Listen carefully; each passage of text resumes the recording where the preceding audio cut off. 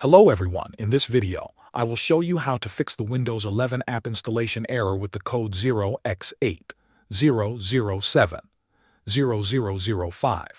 First, reset the Microsoft Store. Press the Windows key and type WS Reset. Right-click on WS.reset.exe and choose Run as Administrator. A black command window will open. Wait until it closes automatically and the Microsoft Store opens. This can take a minute. If the error still appears, clear the software distribution folder. Press the Windows key and type Services and press Enter. The Services window will open. Find Windows Update, right-click it, and choose Stop. Now open File Explorer and go to C, then Windows, then Software Distribution. Delete all files inside this folder. Go back to Services, right-click Windows Update, and choose Start. Now repair system files.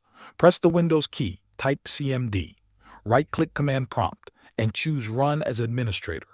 Type fc/scano and press Enter. Wait until the scan finishes. Restart your PC after it is done. Open the Microsoft Store and try installing the app again. In most cases, the error should now be fixed. Thanks for watching.